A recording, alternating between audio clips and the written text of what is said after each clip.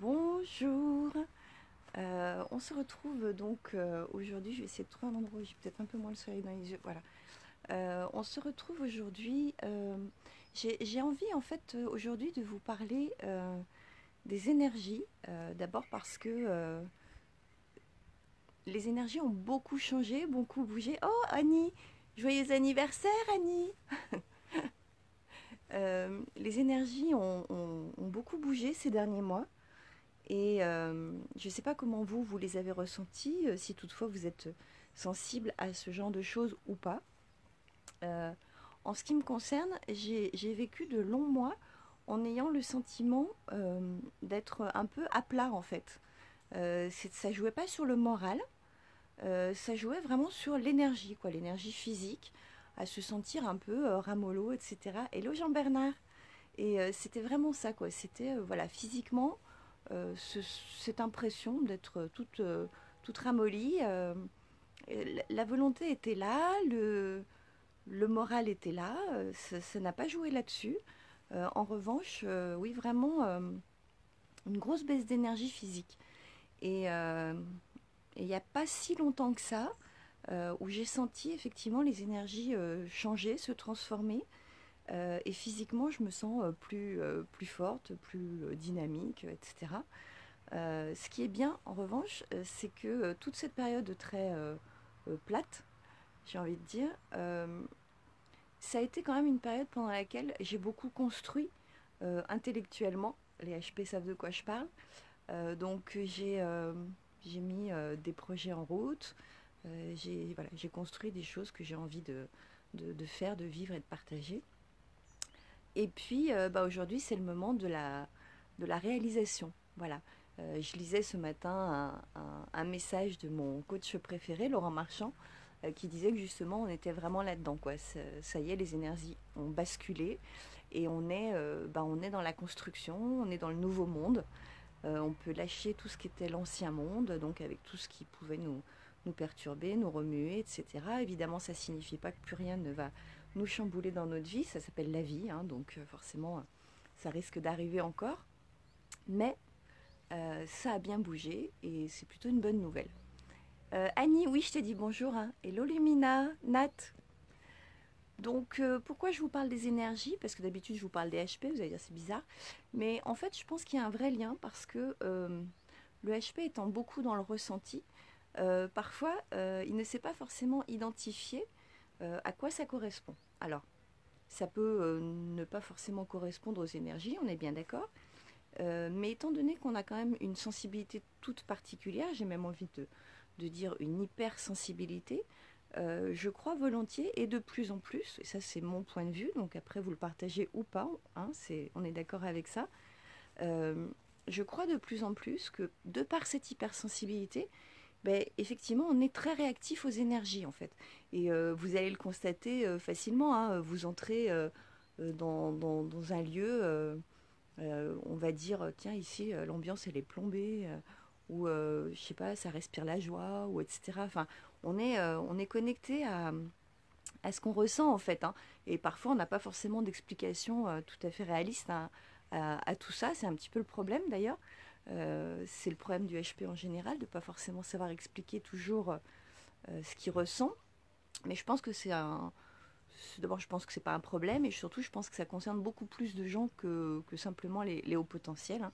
Le fait de se ressentir bien ou pas dans un environnement humain ou pas, hein, d'ailleurs. Et, euh, et donc, c'est important que le HP prenne conscience de ça. C'est-à-dire que cette hypersensibilité peut être en lien complètement avec les énergies qui l'environnent. Et les énergies, on ressent bien les différences d'énergie.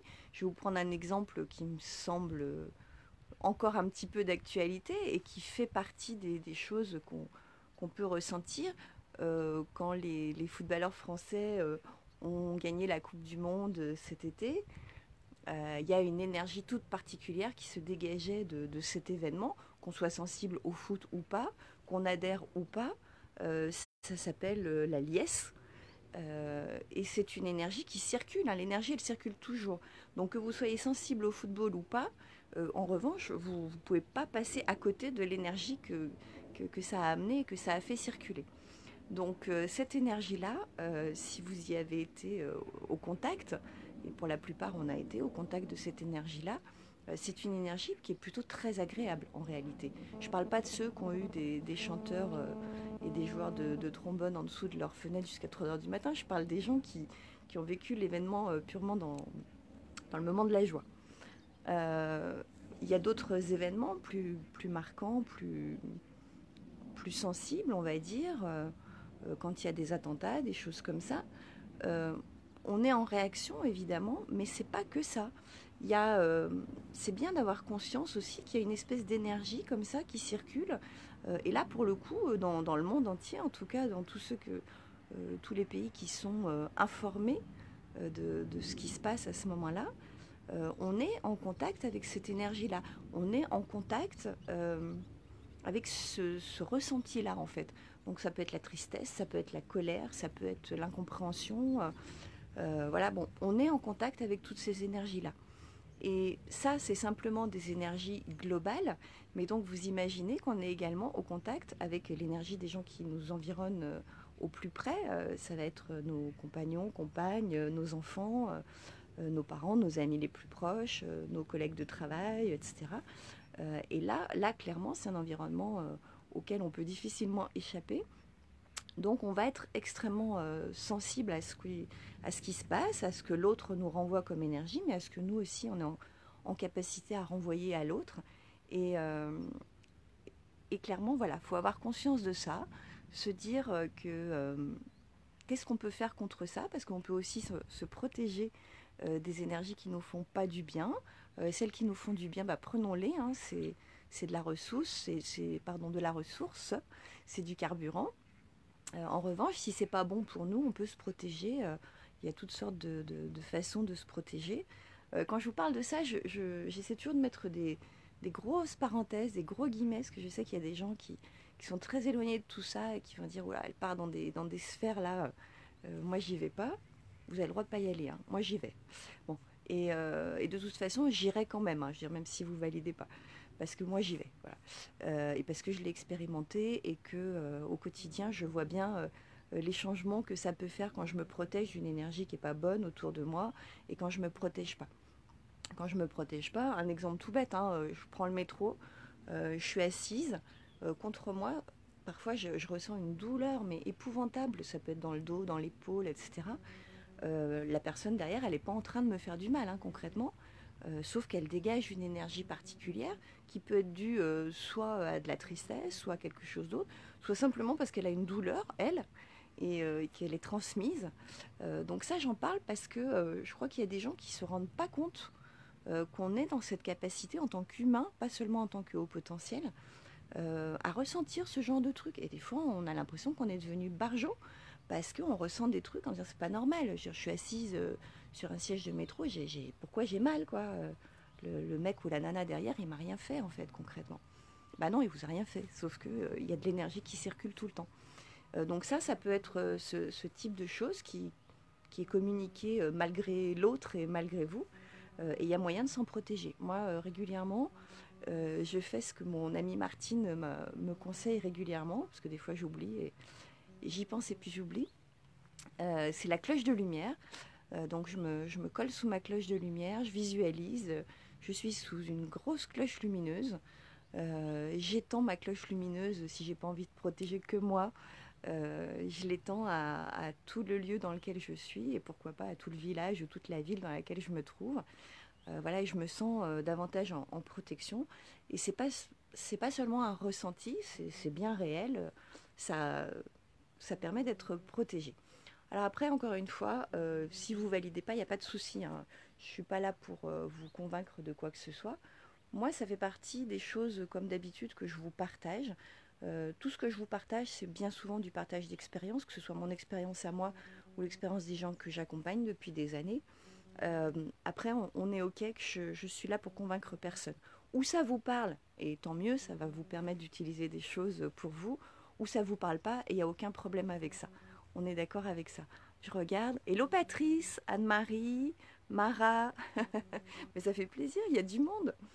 Donc voilà, les énergies, c'est un truc qui me semble qui voilà, on n'en parle pas forcément souvent et ça peut être important parce que voilà, on va se trouver dans une journée où on ne se sent pas forcément bien à cause justement du type d'énergie, soit qu'on dégage soi-même, hein, soit que l'environnement proche dégage.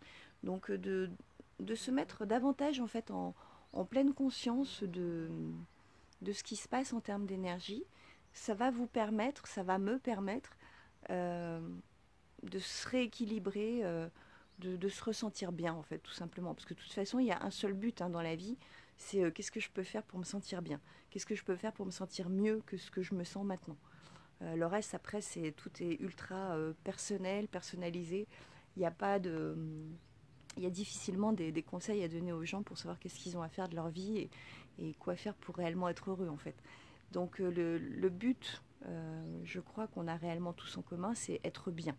Et quand on parle des énergies, c'est pour savoir comment être le mieux possible. Euh, vous vous levez le matin, vous ne vous sentez pas bien, vous ne savez pas pourquoi, parce que vous avez plutôt bien dormi, la journée qui se présente n'est pas forcément une journée épouvantable, euh, mais vous ne vous sentez pas bien, il y a moyen aussi, pareil, de rééquilibrer tout ça. Alors, je ne dis pas que toutes les méthodes fonctionnent tout de suite comme ça. Moi, je sais que quand vraiment mon énergie, elle chute ou que je la sens pas bonne, une des premières choses que je fais, c'est que je sors en fait.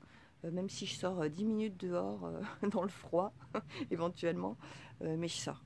Je vais m'aérer les neurones, je vais m'aérer complètement. J'ai le sentiment que l'air, que le fait d'être en contact davantage avec la nature, bon moi je suis dans un environnement où c'est vraiment la nature, hein.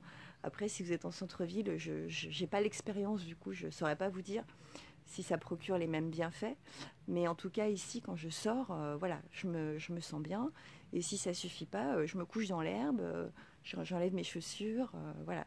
Ça fait partie des choses aussi où je me reconnecte, même si ça prend que 5 minutes, parce que je ne peux pas passer la journée couchée dans l'herbe, mais ça fait du bien. Après, il y a d'autres choses. Si ça se passe un moment, une chute d'énergie comme ça, que vous êtes sur un lieu de travail, que vous êtes, il y a des petites choses à faire. Moi, je sais que ça, c'est un truc aussi que je fais. Mais c'est des astuces de grand-mère. Vous faites ce que vous voulez avec. Euh, je passe mes avant-bras sous l'eau.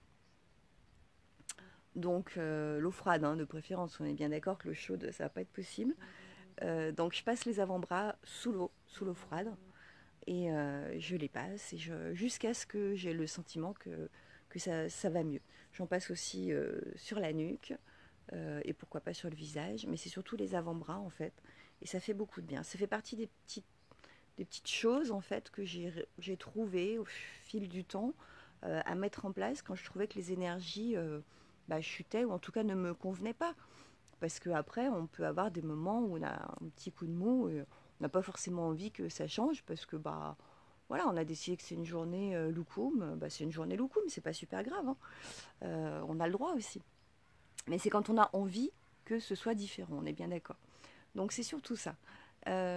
S'il y a des hauts potentiels qui se posent encore la question, donc par rapport à leurs ressentis qui sont très forts, hein, pourquoi je ressens ça en face de telle personne, pourquoi je ressens ça quand je suis à tel endroit, pourquoi, etc. Donc, posez-vous la question, est-ce que c'est pas simplement une question d'énergie ambiante, que ce soit la vôtre, celle de l'autre, ou l'énergie tout simplement du lieu dans lequel vous êtes. Parce que ça peut aussi être ça. C'est pas forcément, encore une fois, parce que le HP se pose souvent cette question-là, de se dire, ouais, c'est encore un coup de mes caractéristiques de HP, que voilà, je suis tellement hypersensible que la moindre goutte d'eau, ça y est, voilà. Non, non, non, ça, évidemment que vous avez, et nous avons une hypersensibilité particulière et que de toute façon, il va falloir faire avec, hein, on ne va pas devenir quelqu'un d'autre. Mais voilà, c'est pour ça aussi que c'est intéressant et important d'apprendre à se protéger des trucs qui ne nous font pas du bien, tout simplement, voilà. Parce que comme on ne deviendra pas une autre personne, eh ben on va faire avec la personne qu'on est et avec les éléments qui sont autour de nous, mais on va utiliser les bons outils. Voilà, je pense que j'ai beaucoup parlé, comme d'habitude. Si vous avez des questions, évidemment, n'hésitez pas.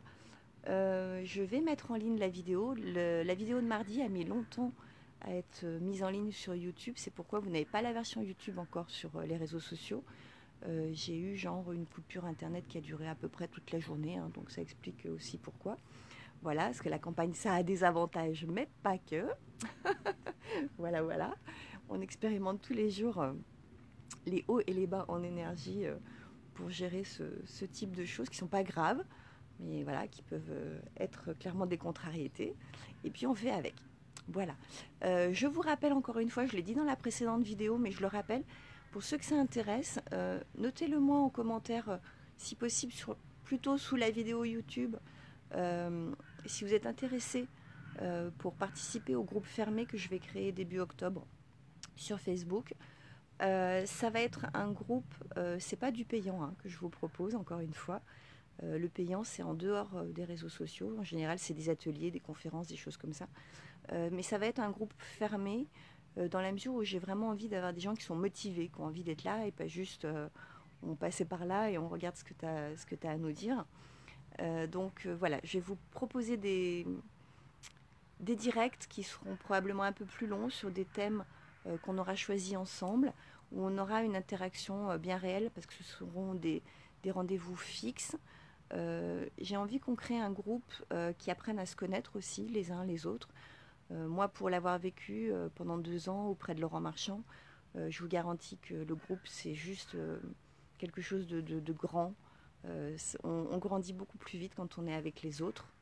Ça ne veut pas dire qu'on ne doit pas faire son propre chemin, mais on est plus fort ensemble, quoi qu'on en dise.